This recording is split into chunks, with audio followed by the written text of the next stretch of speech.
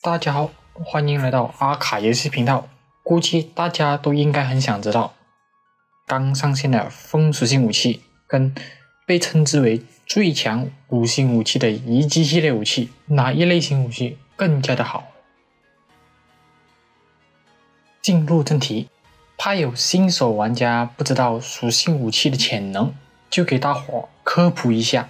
属性系列武器一律都是勇猛之行，威力增加14%，攻击敌人10秒后再次攻击，必须加武器属性对应的属性倒地攻击，冷却时间有20秒。这只是武器的潜能，因为它拥有属性加成，所以还要加上属性。那么属性怎么算？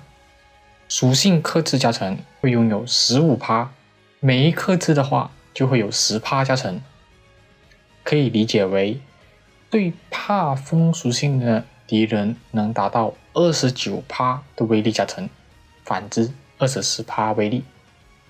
这系列武器真正强的地方在扣除最初一发的30秒，每隔10秒会有一发属性攻击，虽然不能说一定会让敌人倒地，不过有胜于无嘛。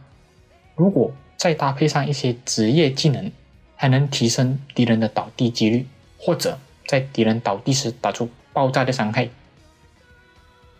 当然也会有人会想说，因为是活动嘛，所以敌人才会被换成风属性，过完活动后风属性武器就没有用了。关于这一点大家可以放心，因为在沙漠里有一大部分的敌人都怕风属性，尤其是 DOS， 再加上全部的绝望敌人都怕风属性，所以就算活动过期，风属性都一样能打出不错的战绩。然后就是大家最关心的环节，它跟遗迹系列比较，哪一个比较强？在同等的条件下，也就是在有同样的预设技能的情况下，毋庸置疑，遗迹系列还是更强一些。单从数字面板来看，遗迹系列大于 BOSS 杀手，大于风属性，你们一定不会被这样子的答案而打发掉吧？所以我们来继续往下看。虽然图表上的价格会根据不同的船只而不同，不过重点不在那，重点是遗迹系列真的值这个价格吗？其实我们可以花 10M 甚至 10M 不到就能获得跟遗迹系列不相上下的火力，而且因为风属性刚上线的原因，价格还不稳定。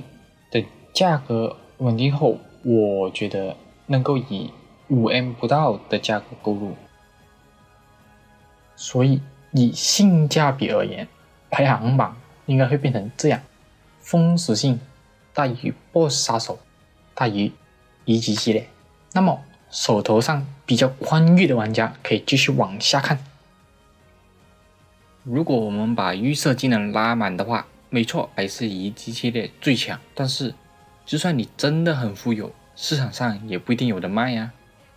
好吧，你比较好运，市场上有卖，那么你舍得花这1亿以上去购买吗？说真的，至少目前为止，我非常不鼓励大家制作遗迹系列的武器。自己刷到的话，那就当我没说过吧。